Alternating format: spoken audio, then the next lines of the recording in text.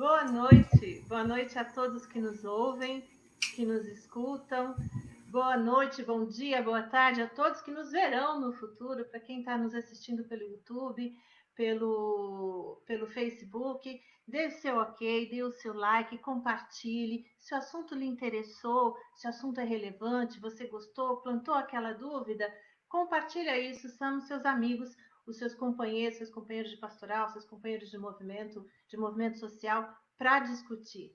Hoje é uma noite muito especial. O CNLB, o Conselho Nacional do Laicato do Brasil, convida o professor Jung Monsung para falar sobre teologia e capitalismo como religião.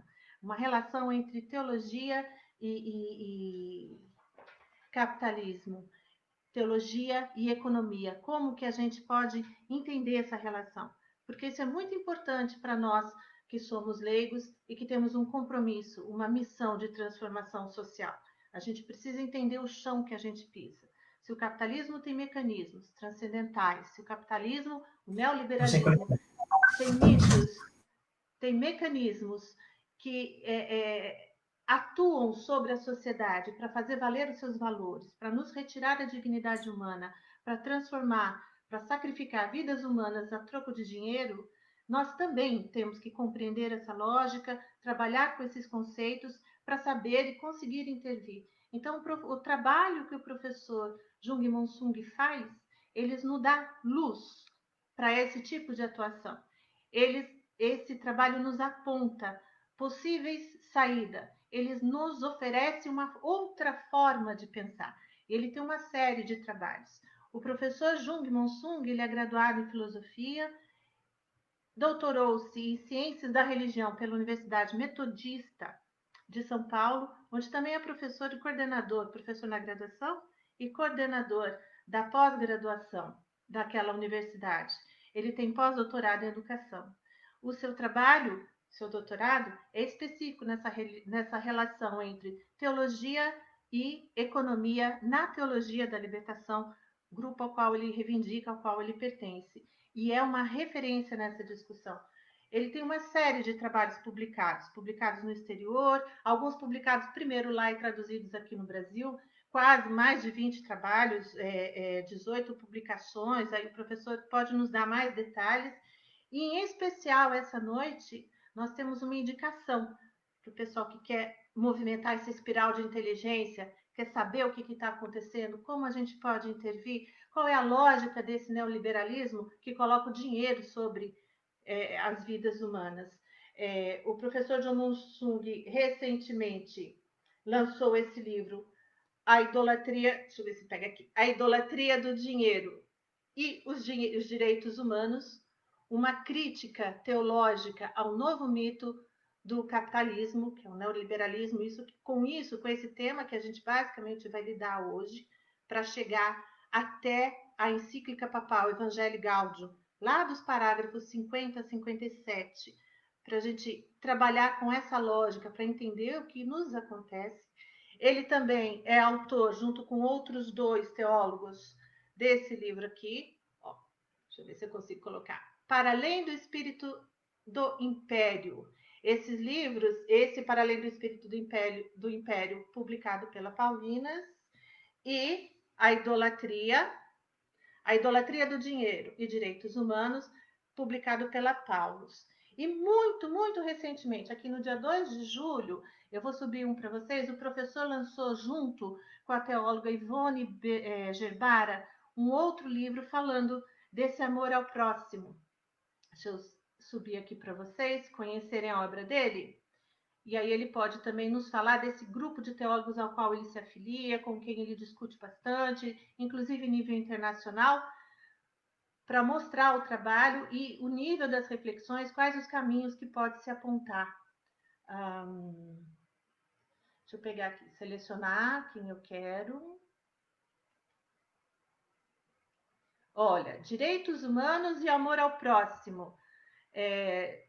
Junto com Ivone Gerbara, essa filósofa e teóloga ecofeminista, e ele escrevendo esse seu livro também com a temática dos direitos humanos, o que para nós é extremamente relevante, porque se o Estado é laico, uma forma de Deus se revelar na sua condição de nos humanizar pelo Estado, a forma de evangelizar essa situação é pela reivindicação e a luta pelos direitos humanos. Então, nós vamos fazer essa construção hoje à noite. Hoje essa é a nossa proposta com o professor. Deixa eu tirar aqui, professor Jung Monsung. Primeiro, eu quero agradecer o senhor por ter aceito, assim, gentilmente falar conosco. Eu, pessoalmente, eu estou muito alegre, estou, assim, em êxtase, porque o senhor aponta algumas saídas para nós que, como leigos e atuantes na sociedade, a gente precisa ter algumas respostas, precisa ter alguns respaldos, e a gente tem que buscar isso no nosso espaço, no nosso meio, e a teologia aí para isso.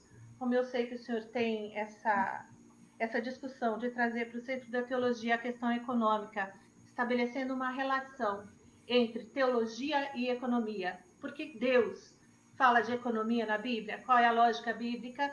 Qual é a nossa, o nosso anúncio, a nossa boa nova com essa perspectiva? Isso nos facilita muito, porque na maioria do LACAT, um guarda-chuva tem para tudo, para todos, progressistas, pessoas mais conservadoras, pessoas que se dizem de esquerda, do ponto de vista mais conceitual, mas mesmo assim, a lógica do evangelho na cristandade, para os homens de bom coração, a gente entende que tem que ser o ser humano, a vida humana, a dignidade humana. E o senhor aponta essa construção e monta esse pensamento. Então, eu quero agradecer ao senhor e daqui em diante eu passo as palavras. As pessoas que nos ouvem, que nos escutam, se quiserem intervir, vão mandando comentários, vão perguntando, e aí a gente vai seguindo a live. Professor, a palavra é sua, então. Boa noite, obrigado pelo convite. Eu estava com um problema de conexão, então eu fiquei assim atrás de conexão, então eu não sei o que é que você disse antes, né? Mas é possível eu ver você, deixa assim, porque eu tenho dificuldade de falar para a tela, é preciso ver alguém na minha frente. Somos dois, então, solidarizo. Então, bom, como eu não sei, eu não consegui ouvir o que você disse, eu imagino que você tenha feito uma introdução, né? E me apresentou, é isso? Apresentei os 2 livros do senhor. Tá. A idolatria, Uhum. a idolatria do capitalismo. Apresentei a outra obra que o senhor discute, a transcendentalidade do império, para além do espírito do império, aquilo que convence, move as pessoas a defender o dinheiro, inclusive sobre a vida. Apresentei o último lançamento do senhor com a teóloga Ivone Gerbara, e apresentei o senhor como uma pessoa afiliada à Teologia da Libertação, a um grupo que discute com o senhor, e que estes trabalhos do senhor e de outros filósofos aqui no Brasil também, teólogos, calcados na Teologia da Libertação, onde faz essa discussão da relação de teologia e economia, como Deus aparece, se revela a nós na Escritura, por meio de Jesus Cristo, nas questões econômicas, porque é possível fazer essa relação. Porque a premissa é o seguinte: se nós vivemos no sistema capitalista, estamos sob ele e sob as amarras, as ações deles, nós precisamos conhecer esses conceitos, trabalhar com eles na lógica do Evangelho. E que o senhor, com a sua obra, oferece essa perspectiva, esse caminho, inclusive comparecendo com os direitos humanos, que uma forma de anunciar o Evangelho no Estado, na política, é reivindicar e lutar pelos direitos humanos. Para quebrar com a lógica de sacrifício. Então, muito obrigado pela introdução e apresentação. Deixa eu só, não sei se você disse, mas eu sou católico. Tem muitas vezes a pessoa pergunta: olha, ele trabalha na Universidade Metodista, ele não é mais católico? Então, sou católico, trabalho na Universidade Metodista, estudei doutorado metodista, e tenho convivido com muita gente do mundo católico, mundo evangélico, protestante e outras áreas, né? Bom, vamos lá. Eu queria trabalhar o tema que é o capitalismo como religião, que é uma coisa estranha para o pessoal, né? Então, numa introdução a esse tema, o pessoal fica... É muito assunto, né? Então, eu queria apresentar a partir do Papa né? Porque uma das características, eu estava comentando hoje de manhã com um live com os padres, né? Uma característica de ser católico, né? Nós temos pentecostais católicos e evangélicos, nós temos conservadores católicos e protestantes, temos de vários tipos, né? Mas o que nos dá uma certa identidade, eu como católico, é a Ave Maria, a devoção a Nossa Senhora, né? Isso é uma característica, né, dos católicos, e do Papa, né? Isso é uma das coisas interessantes. E eu, então, queria dialogar com algumas características, algum pensamento do Papa atual, Papa Francisco, que nos ajuda a entender esse tema estranho do capitalismo como religião, né? O Papa Francisco, particularmente no documento Alegria do Evangelho, mas frequentemente ele tem usado uma expressão idolatria do dinheiro, que é a primeira parte do título do meu livro. O que significa isso? É uma coisa meio estranha, né? Porque a palavra idolatria significa aquilo que se adora como Deus, mas que não é. Isso é o ídolo. Então, idolatria é você adorar algo que não é de Deus, mas como se fosse Deus. É o falso Deus procurado na Bíblia, descrito na Bíblia. Você está me ouvindo? Sim. Porque, de novo, minha conexão hoje está meio... Vamos levantar, então, nós vamos conseguir. Então, na teologia e na Bíblia, a questão central não é se Deus existe ou não. A questão central na Bíblia é qual é o Deus verdadeiro e Deus falso. E o Deus falso é aquilo que você acredita que é, mas não é. E se a gente for pegar nos Salmos, aqui aparece, por exemplo, o idólatra é aquele que adora ouro e prata, que é o tema que o Papa, de uma certa forma, usa quando se fala de idolatria do dinheiro, né? E se a gente for ver, de novo voltando à Bíblia, no Evangelho, Jesus fala, você não pode adorar, servir a Deus ou a Mamon ou dinheiro. Então, aí Jesus faz uma diferença entre dinheiro como instrumento para você viver e outra coisa é servir ao dinheiro. Então, a palavra servir, adorar, tem a ver com Deus.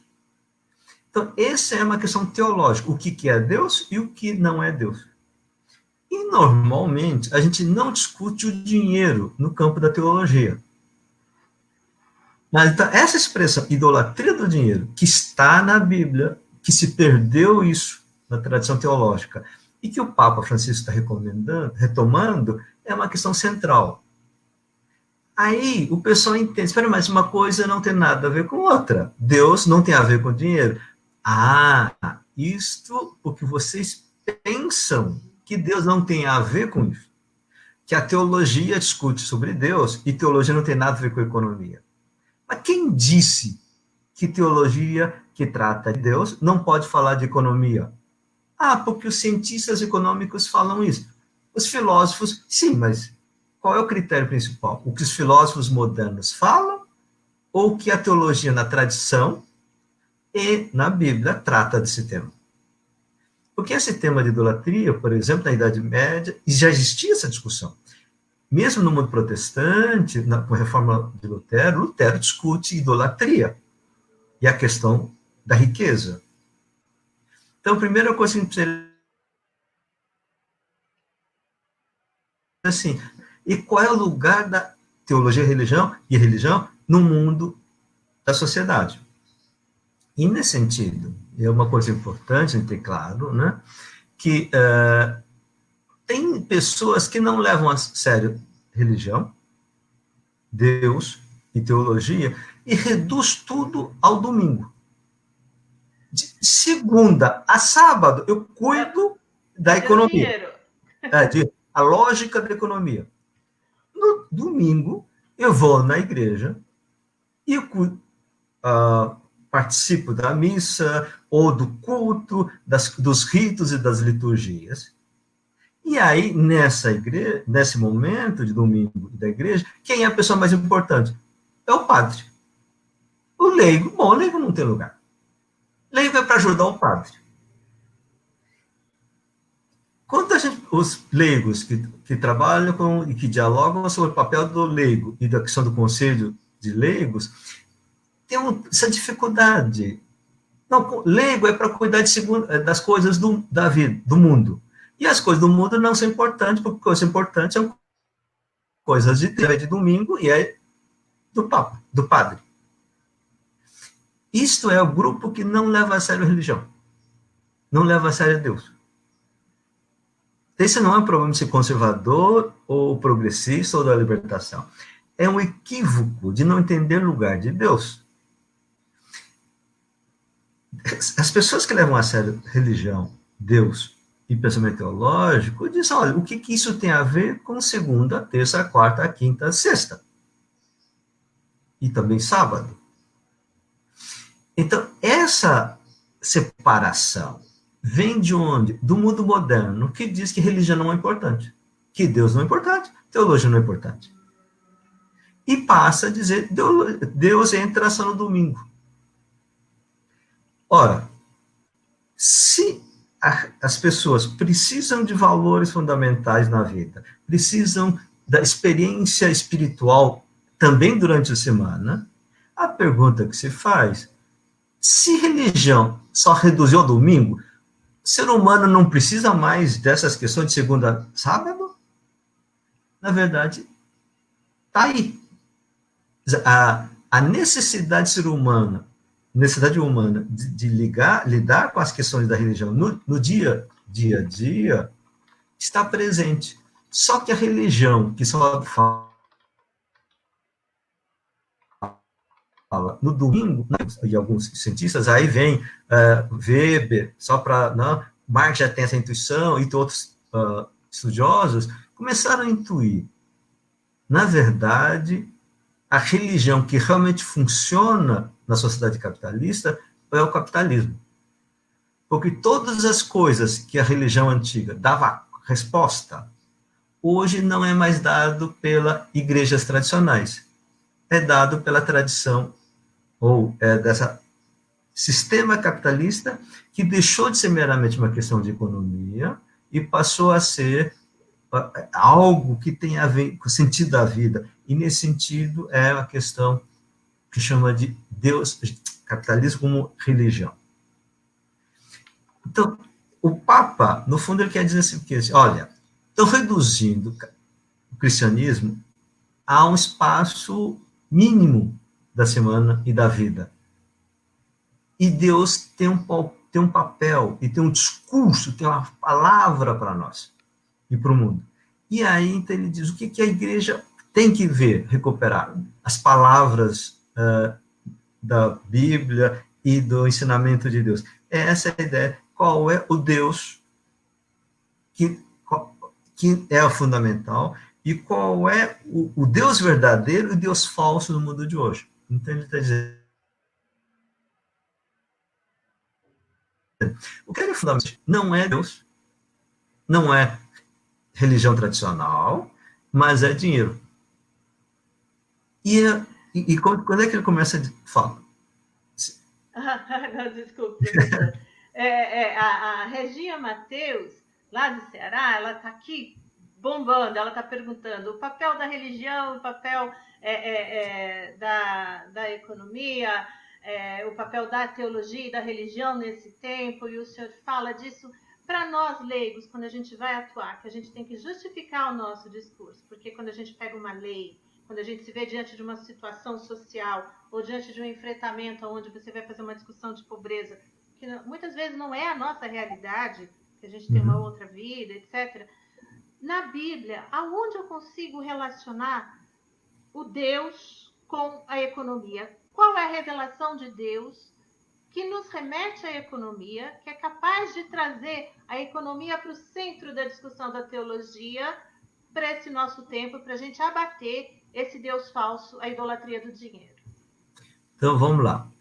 A palavra economia não aparece na Bíblia. Por quê? Porque a palavra economia, como ciência econômica, teoria econômica, é uma invenção, uma criação do século XVIII. Agora, o que, que a Bíblia trata? A Bíblia trata da vida das pessoas.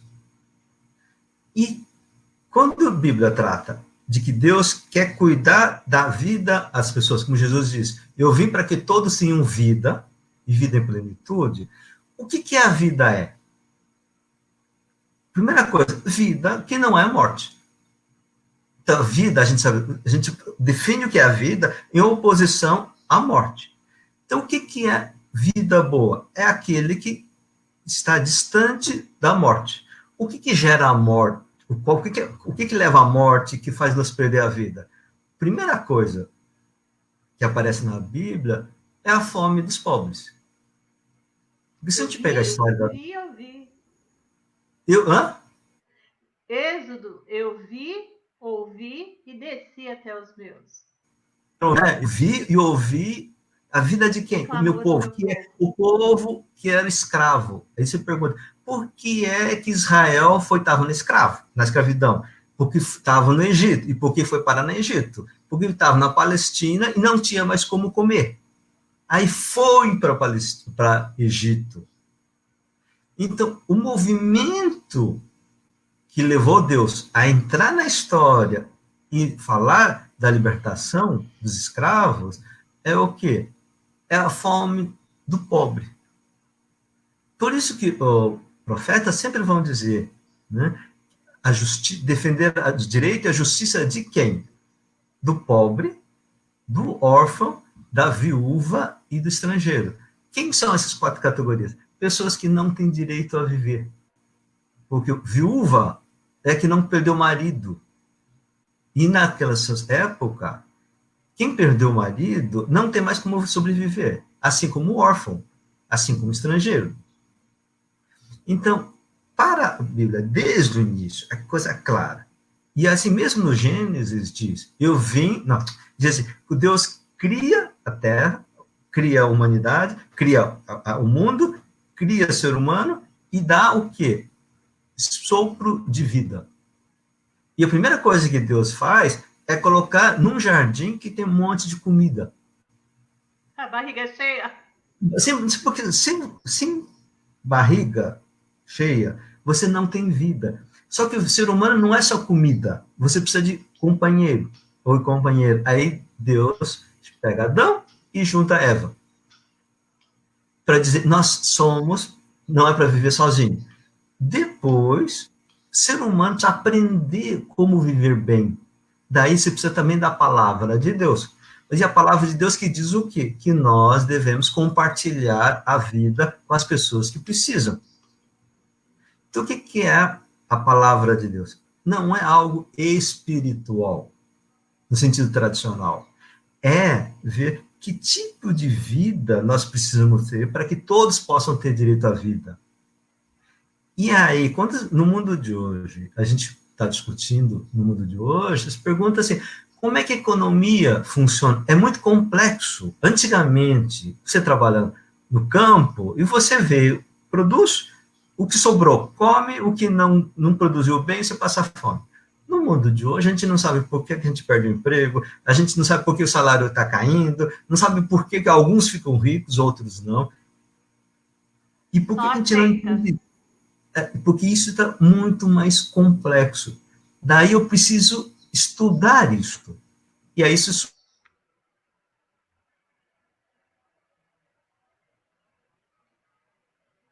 O professor deu uma parada, acho que a conexão lá com ele está meio complicada. De conexão de novo? Perdi de novo? Voltou? Deu uma parada de uns 5 segundinhos, professor. Tá, voltei. Quer retomar um pouquinho? Você parou um pouquinho, nós temos que estudar isso. Então, precisamos estudar essa questão econômica. Por quê? Porque se eu estou preocupado com a vida das pessoas, eu preciso saber minimamente quais são as causas desses problemas e como a gente pode ajudar. E se a igreja quer seguir a missão de Deus, de anunciar a boa nova à humanidade, de que Deus quer que todos tenham vida e vida em abundância, essa é a missão da igreja. Nós precisamos entender minimamente das coisas da igreja, da economia. Não é para todo mundo saber da economia, porque não dá para todo mundo saber de todas as coisas, mas pelo menos se preocupar, se interessar em saber o que tá, quais são as causas do sofrimento do povo. Porque se eu não estou interessado no sofrimento das pessoas, eu não sou cristão de verdade. Você pode adorar, ir à igreja e mostrar, acender velas e tal, mas Jesus vai dizer, esse que você adora não é Deus verdadeiro, é o ídolo. Esse é discernimento. Quando é que você sabe que você está de fato adorando Deus verdadeiro? Se você está preocupado com o sofrimento do outro. Isso aparece desde Moisés, por profetas, por Jesus, etc. Então, é nesse contexto que o Papa está entrando na discussão. Ele diz, olha, o problema do mundo de hoje, uma boa parte, um dos principais problemas, é aumento de desigualdade social, uma pobreza gigantesca e difícil para muitos, e uma riqueza exagerada de pouquíssimos. E esse sistema de querer mais dinheiro, mais dinheiro, mais dinheiro, porque coloca o dinheiro como uma questão última, destrói até a natureza. Então, o que o Papa coloca a questão ecológica, diz, não está separado a questão ecológica com a questão econômica, porque o problema, a causa é comum, que gera a desigualdade social, problema da pobreza, concentração de riqueza e essa a idolatria do dinheiro, de querer acumular dinheiro até o fim, absolutamente, e não importa se você destrói a natureza ou se você destrói a vida das pessoas. Esta mania, essa obsessão pela riqueza, pelo dinheiro, dinheiro, dinheiro, dinheiro, o Papa diz, isso é idolatria do dinheiro. A idolatria Contra... do dinheiro... Fala. A idolatria do dinheiro, professor, ela se materializa, ela se operacionaliza para colocar a sociedade toda em movimento, numa homogeneização pelo neoliberalismo. Esse é um mito. Não, mito aí nós temos duas coisas. Como que faz isso? Porque a nossa questão diária é essa. Então tá. O que nós temos aqui? Há dois tipos de capitalismo. Um capitalismo liberal, que era anterior, e temos um capitalismo neoliberal. Então, nós precisamos fazer essa diferenciação. No pensamento liberal, do mundo moderno liberal, uma coisa importante é que todos os seres humanos têm dignidade humana e todas as pessoas têm certos direitos fundamentais. É a importância dos direitos humanos. Então, nesta época, até 2000, na América Latina, os Estados Unidos vai começar a ter mudanças em 1990, mais ou menos, mas só para a gente localizar, você tem um grupo que diz, precisamos de dinheiro, gostamos de dinheiro, gostamos do capitalismo, mas precisamos dar dignidade, direitos básicos para todos. Então, daí se diz, vamos ter um estado de bem-estar social. Então, mesmo os pobres têm direito, os filhos de pobre têm direito a ter uma escola boa, decente, precisa ter acesso ao hospital. Então, isto é o que a gente chamava de direitos sociais. Tá? Isso era aceitável no capitalismo anterior. Com o neoliberalismo, diz não. Não existe direitos humanos, não existe dignidade humana, só existe contrato do... Quem tem direito, tem direito. Então, você não tem dinheiro, não tem direito ao hospital. Professor, mas não, então você vinha preço... Fala. Oi, porque deu uma interferência, o senhor parou ali nos direitos humanos, que para o neoliberalismo não tem direitos humanos, e aí cortou. Mano, Então, com o neoliberalismo, não tem direitos humanos, porque não tem noção de dignidade humana, e só tem direito de contrato no mercado. Se você tem dinheiro, tem direito. Se você não tem dinheiro, não tem direito. É nessa transição que nós tínhamos aqui. Nós tínhamos estado de bem-estar social, seja na Europa, seja em algum setor, umas épocas do Brasil, tá? Que diz, olha, precisamos garantir que as crianças tenham a escola e hospital e comida. Então, a gente precisa dar imposto, precisa cobrar imposto para dar dinheiro para as crianças poderem sobreviver e crescer. Com o neoliberalismo, disse, não. Por que vou dar dinheiro que eu ganhei para dar para o imposto, para dar dinheiro para o pobre? Pobre não tem direito. Aí vem todo o movimento de diminuir imposto, cortar todos os impostos, cortar gastos com o hospital público, cortar gastos com escolas. Esse é o lado violento, agressivo, cruel, o que o Papa insiste, da indiferença global. A pessoa está perdendo sensibilidade com o sofrimento alheio. E aí tem mais uma coisinha, para a gente completar isso, que é uma questão neoliberal, e depois, que é a espiritualidade neoliberal. As pessoas... Espiritualidade não é coisa de igreja. Espiritualidade é que move a pessoa a fazer as coisas. Será que isso não invadiu o nosso dia a dia?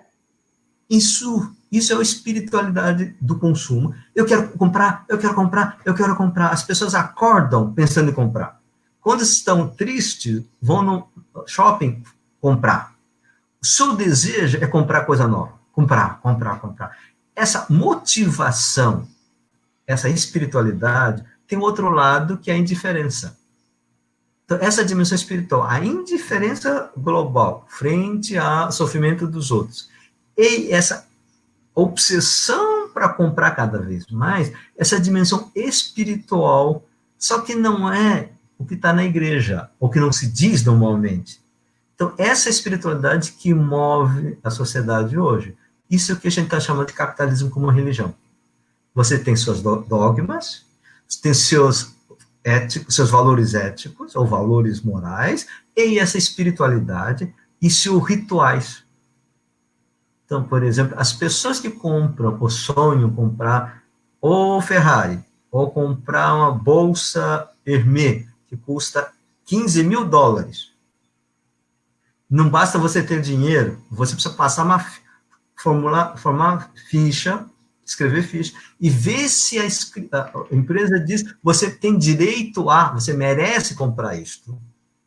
Isto é que é o que chama de espiritualidade. Então, esse ritual de poder comprar coisas especiais, entrar em lugares especiais, é o que na Bíblia fala, por exemplo, que os pecadores não podem entrar no templo. Esse ritual de separar quem não pode entrar e quem pode entrar, acontece hoje no capitalismo. Certas lojas você não tem coisa. É uma ofensa ao pobre querer entrar num shopping chique. Isso você não tem direito. Você é pecador. Percebe essa dimensão religiosa do capitalismo? Isto é que alguns teólogos trabalharam e o que o Papa está insistindo. E aí, falei. Eu ia comentar isso, que o senhor disse que o Papa insiste, porque ali, entre os parágrafos 50 e 57, nós estávamos conversando mais tarde, né? Aí eu fui dar uma lida para rememorar. O Papa faz claramente, e o livro do senhor trabalha, esse livro do senhor, a idolatria do dinheiro e direitos humanos, trabalha dentro daqueles pontos entre os parágrafos 50 e 57, onde ele faz uma bandeira, né? Ele fala, não é uma economia de exclusão e desigualdade social, não é uma economia que mata, não é exclusão, não é uma cultura do descartável, não é idolatria do dinheiro, assim, textualmente, né? Não uma globalização da indiferença e não para um dinheiro que governa ao invés de servir. Isso tem a ver com aquilo que tinha falado no comecinho, de que há pessoas que acham que religião não é importante, é só para domingo, que a teologia é só para domingo. Não. O que o Papa está colocando é mostrando a importância da teologia e da fé e dizer, olha, esse mundo, dessa crise econômica, ecológica e também agora de saúde, não vai superar, não vai resolver sem ajuda, sem entrar na discussão de uma espiritualidade correta. Uma espiritualidade não que busca obsessão por dinheiro, mas espiritualidade que leva as pessoas à solidariedade. Deu uma parada. As valores. Parei de novo? Parou na solidariedade. Então, quando você apresenta essa espiritualidade de solidariedade, de justiça social, o que o Papa e essas formas teológicas de pensar nos ajudam a ver? Nós somos importantes para a sociedade, não é só para a igreja. Não há como as sociedades hoje sair dessa crise sem uma nova forma de espiritualidade da vida. E aí a contribuição do pensamento teológico e o pensamento bíblico em diálogo com outras tradições religiosas, mas que percebem Deus desta forma. E aí, então, o que eu quero mostrar que é fundamental para que nós mostrarmos a importância da fé cristã se a gente trabalhar essa relação entre Deus e o dinheiro absolutizado como conflito central. Mercado divinizado. Né? É isso. Sim. Sim, o senhor me falou uma coisa que assim, me marcou bastante. Eu pergunto por que teologia e economia? E o senhor me respondeu, pensa bem, na eclesiologia nós temos uma dinâmica da comunidade, que é a reconciliação, a palavra e o pão. E nós temos a oração do Pai Nosso. Como assim? Qual é esse Deus? A gente não se limita, não esquece a condição humana. Pelo contrário, a gente humaniza a condição humana e, por isso, os pobres. Isso, para nós que estamos aí no dia a dia na luta, CNLB em todas as frentes, cai como uma luva, professor. E não é somente porque é pobre, tá? É uma coisa importante, né? Porque, assim, qual é o sacramento fundamental da fé cristã? Eucaristia. Que é Jesus fazendo a última ceia. Para dizer, eu vou te deixar memória, vou lembrar de mim com essa ceia. E aí ele repara o quê? Ele fala de comer juntos, compartilhar. E uma coisa importante, tá? Pessoas que são ricas e comem coisas chiques, bonitas, pagas, caras, etc. Mas se não tem amizade, não tem gosto. Você tem o paladar da comida, mas a alegria de comer sem amizade não tem. E é isto que é a Eucaristia. É compartilhar junto com amigos. Mas eu estou meio brigado com meu amigo. Então a gente faz uma reconciliação. Essa é a primeira parte da missa.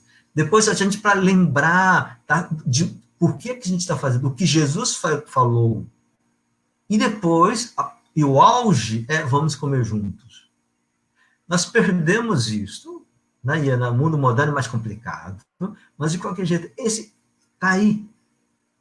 Então, onde é que está isso? Está na ceia, na Eucaristia, onde mistura perdão, reconciliação, a palavra do sentido da vida e a alegria de comer junto. Então, se eu não como, não tem banquete, não tem festa, você não tem comida, porque está uma pobreza.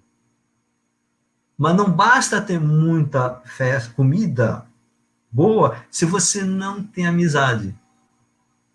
É isto que é o sentido da vida. Então, a fé cristã não é para a gente ir para o céu. Isso é um grande equívoco. Deus já desceu. Nós não subimos no céu. Não temos como subir. Por isso que Deus é que desce. E aí ele está aí. Como é que a gente vive isso? Como é que a gente vê que Deus viu? Aí, por exemplo, a primeira carta de São João. Quando nós amamos uns aos outros, um ao outro, o amor de Deus está entre nós. É isto. Isto é a experiência da presença de Deus. Tem um livro que escrevi que chama Deus em Nós. Sim. Escrevi um monte de livros. Um dia você vai fotografar os meus.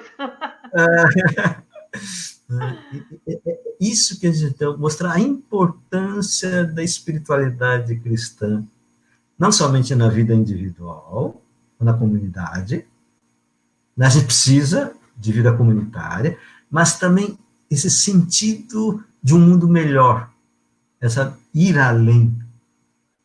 Né? E aí eu fico assim, muito contente com a postura e o ensinamento do Papa Francisco.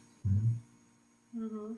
Professor, eu quero dar um oi, dizer para o senhor que o senhor está assim, muita gente entrando e dando boa noite, gente do Nordeste, Piauí, Diocese de Picos, que é a Maria Aurenir, o Aldelino, lá da CNLB, Regional Oeste 1, da região oeste do Brasil, Nordeste 1, Ceará presente, a Irislânia, Eunice Caetano de Aracaju, de Conal, Edson de Campinas, Edson Roberto Deodato, Rondonópolis e Mato Grosso. Como o senhor vê, o Laicato marcando sua presença. Diocese de São Carlos, pela Márcia Terezinha Carlos, a Reginha Mateus, do Regional Nordeste 1, que está aqui, eu acho que deve estar com o coração a mil. O CLASP em São Paulo aqui participando também, a Comissão de Fé e Política dos Leigos, e algumas... O senhor está me ouvindo? Eu estou ouvindo. Eu que perco, mas eu estou aqui. Legal. A SEBS, na pessoa da Antônia Darlene Conceição dos Santos, deixa eu ver quem mais. O Márcio Leandro Espírito Santo, teólogo aqui de São José dos Campos, acompanhando o senhor. A paróquia de São Francisco de Assis, a diocese de Picos, acho que esse Picos é lá em Piauí também. Quer dizer, todos parabenizando e dizendo, olha, é importante, porque isso que o senhor acabou de falar nos dá um respiro, um fôlego novo de por que a nossa intervenção, por que a nossa luta, né? Que é bastante importante. Agora, tem uma coisa, assim, que, de novo, eu estou indo pelo caminho do concreto e aproveitando para sugar o senhor. O Lucas Locatelli tem uma questão aqui que ele lança para o senhor, porque os padres, principalmente os mais famosos no Brasil, só estão interessados na questão econômica, quando é para pedir doação e oferta, dízimo, campanha, e nunca falam da desigualdade da partilha. Tem a ver com esse equívoco que o senhor falou, teológico, né? De colocar a relação subjetiva e intersubjetiva em primeiro plano e esquecer que existe uma dignidade básica igual para todo mundo que quer viver. É isso? Porque isso fundamenta a nossa luta por direitos humanos. Sim e não, tá? Eu acho que é da tua fala, né? Existe dois tipos de espiritualidade básica. Aquele que pensa eu e aquele que pensa relação com o outro. Tá? Essa é uma opção fundamental na vida e na questão espiritual. Então, tem padres, leigos, católicos, que acham a minha igreja, a minha comunidade, eu. E estão mais preocupados no eu, no seu sucesso, no seu bambambam, ser bom, do que você experimentar o amor com o outro. Essa diferença entre ritual do sagrado, do templo de Jesus, lá, e o amor entre os que se amam uns aos outros, de Jesus e do Novo Testamento. Então, nesse sentido, eu acho que assim, os padres que não têm essa capacidade de falar em público, de ter sucesso, etc., e não fala do sofrimento de uma boa parte da população do mundo, não é um problema do individual versus social, não, é de espiritualidade equivocada. Não é uma espiritualidade egoística. Porque mesmo tem na vida real, você não consegue fazer mudar o mundo sozinho, tá? Você vive com as pessoas, mas você tem pessoas que você conhece pessoas, e eu conheci pessoas na minha vida que me marcou muito, que mesmo nas coisas pequenas, era expressão de amor ao outro. Também conheço. Então eu costumo, um aluno uma vez perguntar assim, professor, o senhor acredita que Deus existe? Porque eu digo, filosoficamente não dá para comprovar, cientificamente não dá para comprovar, aí, então como é que o senhor sabe que Deus existe? E eu disse, porque eu conheci pessoas que dizia, se não fosse por Deus, não seria a vida dela assim. É a vida dessas pessoas que dizem, Deus existe. É isto, não é comprovação Perdeu a conexão, vamos esperar. científica. Tá. Voltou? Perdeu a comprovação científica. Perdeu a comprovação científica. Nós temos o quê? A comprovação de que Deus existe. Eu conheci pessoas que amam outros de uma forma. Como é possível? Tem pessoas que você olha, não, isso tem uma coisa especial. Deus está nessa pessoa. Então, eu tenho alguns textos, por exemplo, da irmã Nenuca, que passou a vida inteira trabalhando com os mais pobres dos pobres. Né? É isto. Então, isto não é problema individual ou coletivo, não é. É capacidade de amar os outros ou não. E se pessoas, por exemplo, leigo, que não tem emprego importante, não tem isso, etc. Sim, mas se é capaz de ser solidário com o outro, capaz de ouvir o que o outro sofre, e de mostrar algo, compartilhar algo, a vida, você tem a presença do amor de Deus. Isso é da Bíblia. É do Evangelho e principalmente da carta de São João. Onde nós amamos uns aos outros, Deus está aí. E quando Deus está aqui, não é ritual onde Deus está. E aí eu queria dizer uma coisa importante. Tá? Deus não está na missa do domingo. Deus está onde as pessoas amam uns aos outros. Recado para a pandemia? Hã? Recado para a pandemia? Impossibilidade dos rituais. Então, Deus não está nos ritos, nos lugares sagrados, não. Segundo a Bíblia, Deus está onde as pessoas se amam uns aos outros, onde um cuida do outro, um se preocupa pelo outro. Daí que na primeira carta a São Pedro, ele diz, vocês, todos nós da comunidade, somos sacerdotes reais. O importante não é se você é sacerdote de fazer templo, não. O importante é sacerdote real, não do rito, mas da realidade. Do que? O que nós tornamos a presença de Deus possível. Daí que eu acho a importância de a gente pegar essa ideia de que ser leigo também tem que ser, não sei se apresenta, a ideia é ser a luz no túnel, mas ser a luz na comunidade, no lugar onde você está presente. Não é onde vai estar, não, é aqui. Porque outras pessoas conseguiram ver uma vida melhor, porque se viram.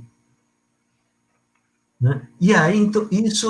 Agora, é claro que numa comunidade não dá para todo mundo ser presbítero. Então, você precisa ter funções diferentes. Mas o importante não é ser leigo ou sacerdote. O importante é ser aquele que possibilita a presença de Deus na vida das pessoas. Tem umas pessoas que estão aparecendo aqui. Sim, estão se manifestando em relação à sua fala. Depois eu passo mais. Tem gente do Sul, da Bahia, do Mato Grosso de Novo, do Rio Grande do Sul, Mossoró, Rio Grande do Norte. Todos, assim, gostando bastante, se manifestando. Muito bem. Não, e para mim, assim, é uma alegria, porque eu tinha comentado com você hoje à tarde, né? Quer dizer, faz tempo que eu não tenho falado com o mundo católico, né? Por diversos motivos, né? E aí a gente vai quando é convidado, né? Não vou ficar batendo na casa dos outros. Então eu sempre gostei muito de ter contato com pessoas de lideranças e participação, pessoas que participam de comunidades. E já tinha uma época que eu girava o mundo, né? No Brasil, um bocado de vezes, tempo, e as coisas aconteceram, né? Então é bom voltar. É o Espírito Santo nos conduzindo nesse momento de pandemia, onde tanta coisa está surgindo. Eu gostaria de fazer uma pergunta para o senhor, que é o que me ficou do livro, da idolatria do dinheiro e direitos humanos. E é uma coisa que me preocupa bastante, e eu sempre converso com quem me conhece aqui na Diocese, e a gente lida, eu falo isso, conta essa história. Uma vez eu perguntei para os estudantes na catequese qual era o sonho que eles tinham, qual era a utopia deles. Eram 17 pessoas, ninguém tinha utopia. Eu fiquei abismada. Ninguém falou utopia? Utopia, ninguém tinha. No ano seguinte, eu perguntei a mesma coisa, num bairro operário que eu moro. Não queriam nada, não pensavam num sonho, num projeto. E aí eu pergunto, na lógica racionalizada do neoliberalismo, esse mito que entrou nas nossas vidas para dizer que o dinheiro tem que prevalecer sobre a vida porque ele é o novo Deus. O neoliberalismo, da forma como está colocada hoje, não é essa utopia desse grupo elevado, enésima potência, porque utopia é uma coisa que nos dá o norte. Nós queremos a construção do reino de Deus com justiça social para valorizar a dignidade implícita na criação, em especial a criatura amada de Deus, o ser humano, né? Humanizar o ser humano. O neoliberalismo, essa racionalidade, não é a utopia máxima desse 1% da população no mundo que detém 90% da riqueza que nós produzimos aqui embaixo, e às custas disso vale inclusive o sacrifício das vidas? Nós não temos que lutar contra essa lógica? Sim, mas assim, a gente precisa entender um pouco o que é a utopia do neoliberalismo. Né? Então, assim, eu acho que assim, a primeira coisa importante é todos os grupos sociais, todos os movimentos sociais, todas as instituições sociais têm uma utopia. Isso pode dizer que não tem, que pode dizer que é ciência, economia, mas é isso, é aquele que você tem como objetivo último, é o horizonte último. E aí, uma coisa importante, então não é só racionalidade, é coração também. O neoliberalismo tem teoria econômica, com série de problemas, e tem um coração que move isso. Por isso que é importante essa dimensão da espiritualidade. Nesse processo, o que o neoliberalismo conseguiu fazer foi colocar na cabeça de 95% da população esse sonho deles. Aí as pessoas dizem, eu sonho, qual é o teu sonho? De comprar isso. Aí a pessoa diz, mas eu sou incompetente. Porque não vou conseguir fazer isso? Não, meus filhos pedem para comprar, mas eu não consigo. Então eu sou frustrado. E essa frustração leva à agressividade. Porque uma pessoa frustrada, no dado momento, explode. Então, aí aumenta a violência familiar. Porque tem uma frustração de um sonho impossível. Então, é fundamental a gente mudar o sonho das pessoas para diminuir frustração e levar objetivos bons, e aí diminui também a violência familiar. Né? Essa é a coisa que a gente precisa juntar. Então, a gente precisa mostrar isso. Então, quando você coloca, os padres e alguns pastores só falam dinheiro, e felizes porque tem carro, porque tem... no mundo do pastor que aparece isso, né, tem avião a jato, tem mansões, né, ou padres que usam roupas que custam 5 mil reais, uma calça, não sei das quantas. Isso, eles, com esse jeito deles, faz o que? Está sacralizando esse desejo de consumo neoliberal. E a gente precisa oferecer um outro tipo de desejo, outro tipo de utopia. E a conversão, eu gosto de discutir questões sociais e econômicas, mas sempre com linguagem religiosa, porque religião serve para isso. A conversão não é entrar numa igreja ou mudar de igreja. Conversão é mudança de desejo. Jesus diz assim, uma pessoa saiu, aí achou uma coisa e viu como queria, guardou, escondeu, foi para casa, vendeu tudo que tinha. Isto é, aquele que tinha antes como algo desejável, não desejava mais, e foi lá e foi fazer o que quis. Então, o que é conversão? É a mudança profunda do desejo. Não é somente acumular, mas meu desejo é viver o amor de Deus na comunidade ou com os outros. Quando você faz isto, não é que você não vai mais mexer com dinheiro, porque você paga as contas, mas não é mais o importante.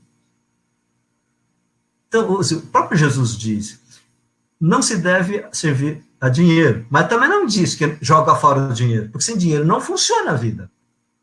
Então, o dinheiro tem que estar a serviço e não nós servimos ao dinheiro. Então, isso. Então, precisamos de sonhos que nos leva ao que a gente chama de reino de Deus, de solidariedade, de partilha, de perdão, de reconciliação, e buscar uma economia onde todos possam entrar nessa dinâmica de uma vida, onde eles possam tentar aprender e ter espaço para poder pensar, olha, realmente, talvez eu tenha que mudar, eu tenho que ser menos agressivo, eu tenho que ser mais vingativo, eu tenho que ser mais, pedir mais perdão, mas você precisa de condições sociais para poder aprender isso. Sim, sim. Isso, eu vou sempre confirmar para o senhor, as palavras do senhor, para mim, eu tenho certeza que para uma boa parte do Laicato é um respiro, porque a gente está nessa dinâmica e a gente traz isso para a nossa vida, para as nossas estruturas de pastoral, de como lidar com os outros, de como lidar com o dinheiro, de como formar grupos, e a gente não se toca dessa espiritualidade.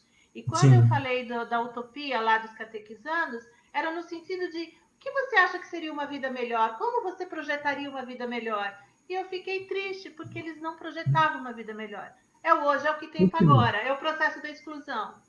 Não, por quê? É uma coisa importante. Saber por que as pessoas não falam. Porque sofreram tanto que não querem sonhar.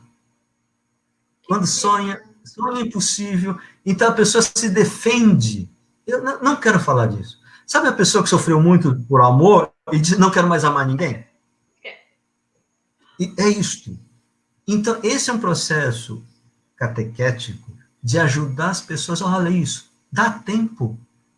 Dá o tempo para as pessoas se recuperar, curar dessas dores, e poder dizer, olha, e não faça sonhos gigantescos, impossíveis. Do tipo, não, porque quando os pobres se libertarem... Gente, calma na real. Pobre vai conseguir derrubar capitalismo em 10 anos? Não vai. Então, não caia, sabe, essa coisa, não. Agora, nós podemos reconhecer a nossa dignidade. Por exemplo, vamos lá, comunidade em lugares pobres. Uma vez eu dei um curso, lá na Coreia, era um grupo de seminaristas protestantes de países pobres que estavam na Coreia, deram tudo de graça lá, bolsa lá. E então, foi falar de dinheiro, de economia e teologia, né, de pobreza e Deus. E no curso, então foi mostrando para ele o seguinte, a dor, a fome, dá 2 tipos de dores. A fome e a humilhação de que ninguém se importa com sua dor. A fome a gente mata com comida. A humilhação a gente leva muito tempo. Então, o que a comunidade pode fazer, quando comunidade pobre, o pessoal era da Índia, da África, pessoas que pobreza, não adianta vir com papo, eles vêm com discurso, não, por isso, a igreja tem que fazer isso. A igreja de vocês é rica? Não. Então, como é que vai fazer?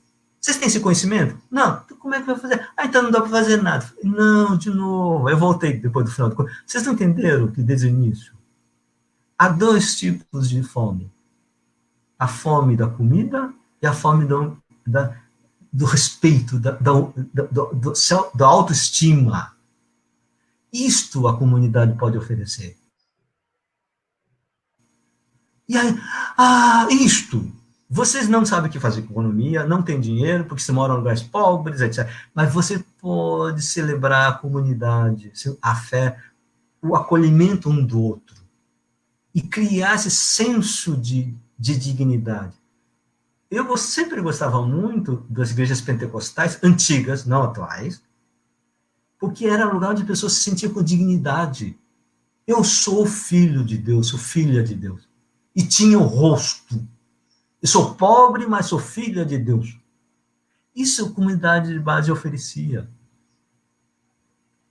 É isso. Então, nossas comunidades católicas podem não resolver o problema de economia, pode não entender, mas o que a gente pode é criar um espaço para que as pessoas possam ser conhecido, saber o nome das pessoas, que possa dizer, o meu filho está doente, alguém será que pode ajudar? Pelo menos orar junto, ou rezar, porque estou mais acostumado com a mundo pentecostal, então eles usam orar, não usam rezar.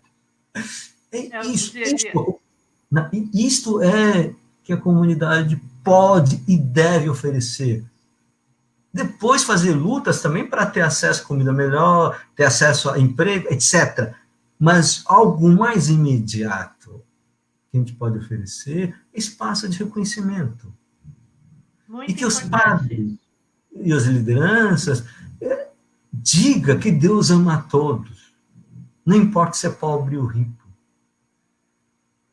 Que Deus não faz diferença entre escravos e livres, homens e mulheres,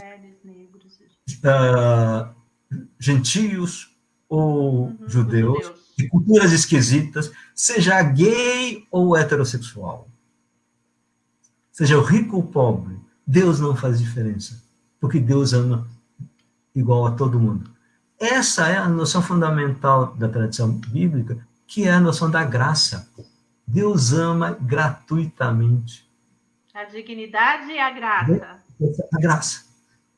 Porque o neoliberal diz assim, de onde vêm os direitos dos pobres? Eles não têm dinheiro para pagar isso. Mas não, vem da graça de Deus que deu a dignidade a todos. Isso que o Papa fala. O direito vem da dignidade, a dignidade vem de Deus. Não me venha dizer qual é a lei que disse, qual é o dinheiro que pagou. Não, isso vem de Deus. Então, num mundo que tudo se passa pelo dinheiro, é missão da igreja dizer. As coisas mais importantes da vida a gente consegue pela graça do amor de Deus e da comunidade. Isto é uma revolução cultural. E resgatar... Esse é o Papa falando. Esse é o Papa falando. E que está na Bíblia. Não é invenção do Papa. Isso está na Bíblia. Sim. Professor, as palavras do senhor, para mim, assim, é que eu estou aqui suspeitíssima hoje, hein? Mas elas são uma oração. Elas de fato nos centralizam, nos acalmam para pensar uma estratégia, para pensar uma atuação. E antes disso, como o senhor falou, a idolatria do dinheiro essa crítica teológica é repensar a sua espiritualidade e se converter a uma outra forma de vida, para a partir daí você mudar os eixos, ter um outro olhar sobre as situações. É isso. Nós estamos a 1h02 já de live, caminhando para a finalização, professor. As pessoas se manifestando, falando das comunidades de base nas épocas, né, que criaram laços de solidariedade em torno de projetos, de mutirões, de partilha fraterna, já foi uma experiência passada, seria um caminho. A Eliane Carneiro falando que precisamos acolher melhor nossos irmãos e irmãs, reconhecendo essa dignidade que tem a ver com esse processo de conversão proposto pelo Papa para, a partir de então, se espraiar pelos outros sistemas onde a gente vive, onde a gente atua. Finalizando, eu gostaria que o senhor nos desse uma palavra sobre um negócio, virou hit, sim, hashtag, essas coisas que eu ainda estou me familiarizando da nova era digital, sobre a economia do Papa Francisco.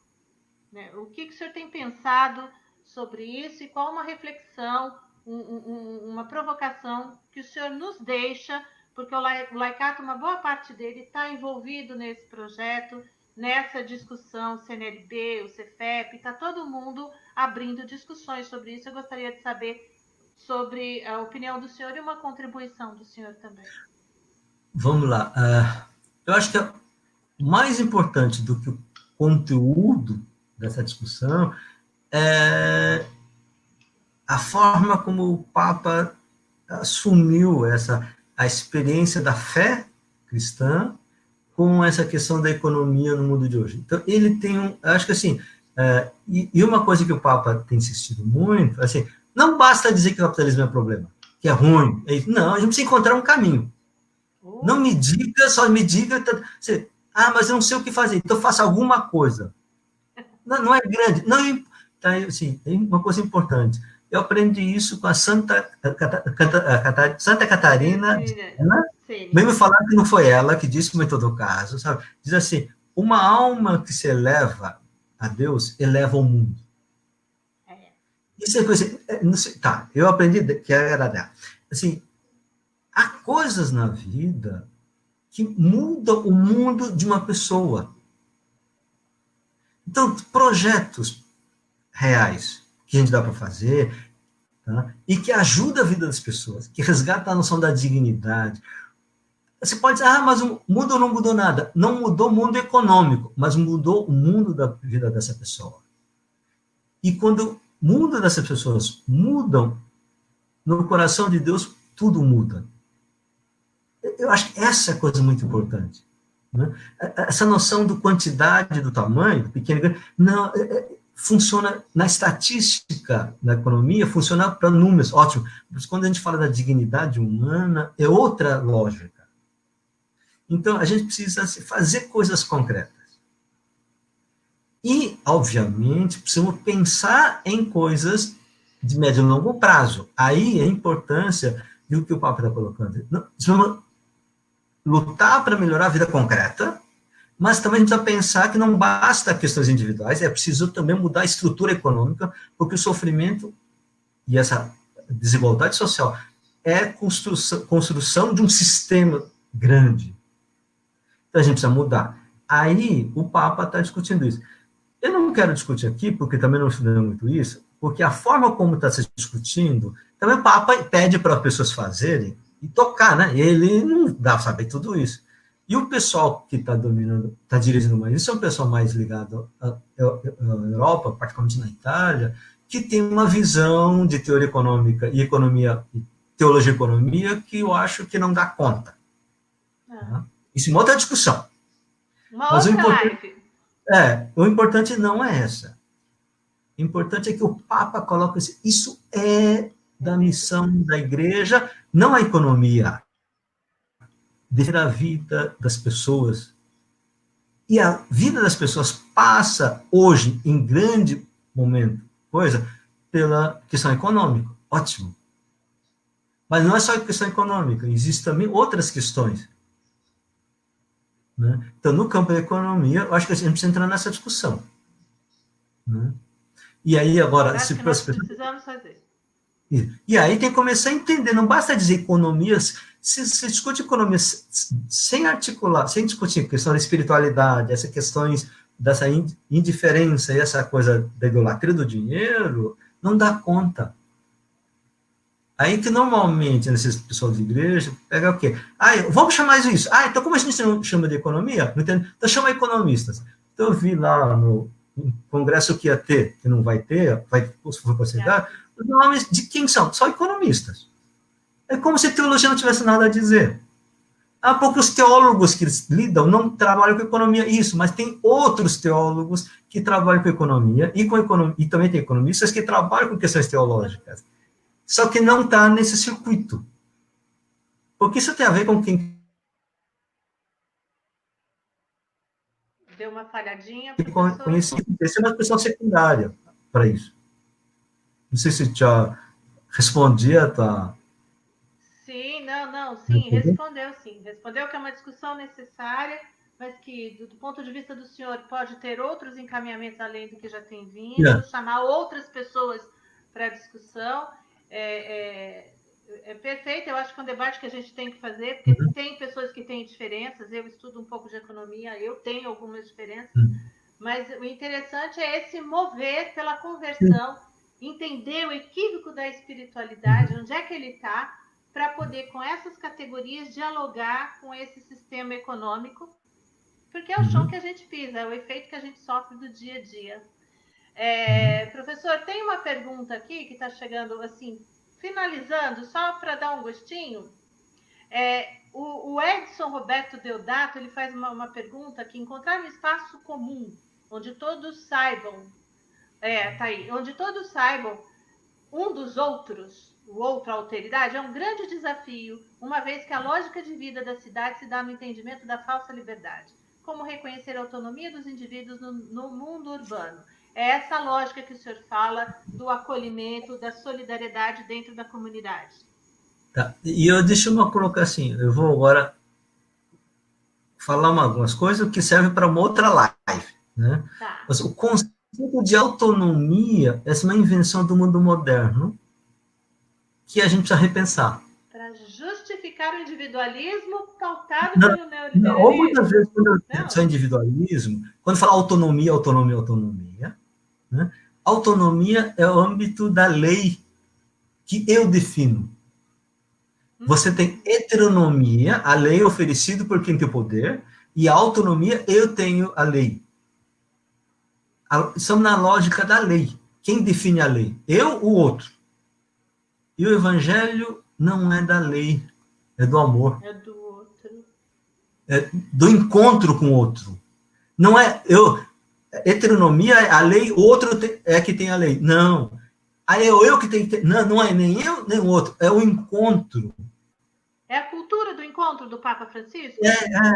Isso. Então, nós precisamos da lógica do encontro, da comunidade. E aí, não dá para fazer em grande cidade.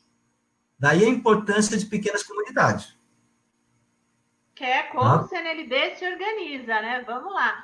Edilson, a resposta do professor saiu melhor que encomenda para você. E abriu uma outra perspectiva de análise das questões pastorais, das questões dos meios sociais, de onde a gente atua com essa missão transformadora da sociedade, de transformar a sociedade.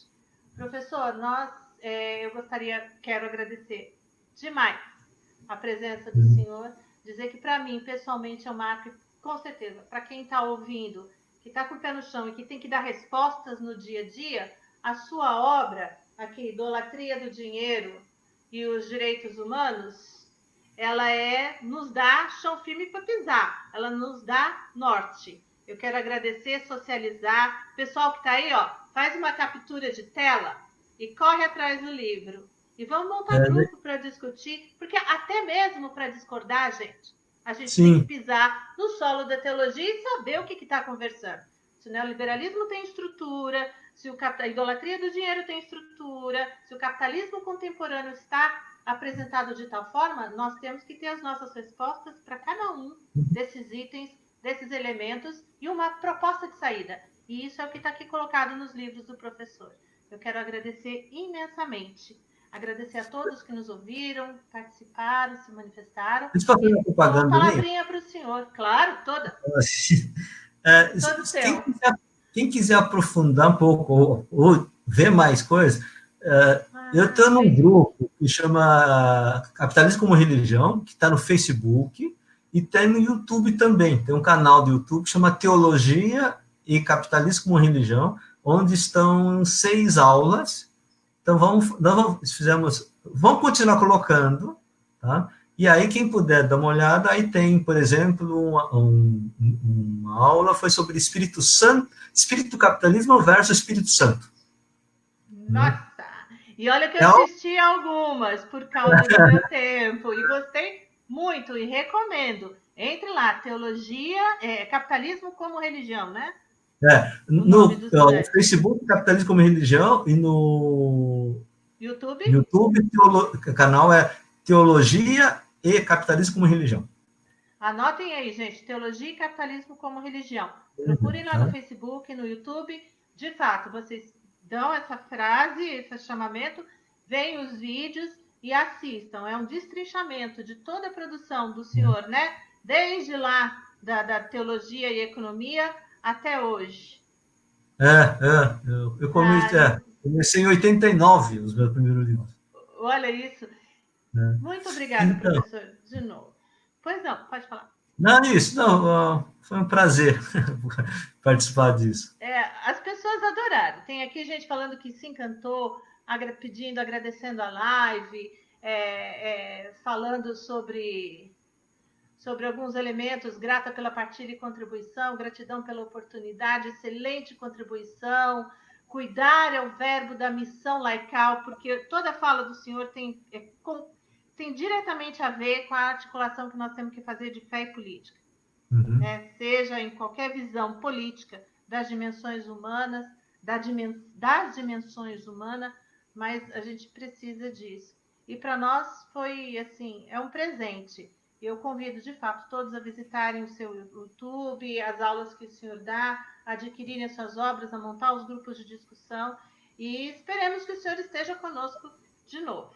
Muito obrigada, quero dar uma boa noite a todos e que com esse discernimento evangélico que o professor nos propôs aqui, que explanou para nós, que a gente siga com a fala do Espírito Santo, deixando o Espírito Santo se mover em nós em prol desse bem maior, dessa sociedade justa, dessa sociedade fraterna e com dignidade humana. Boa noite para todos.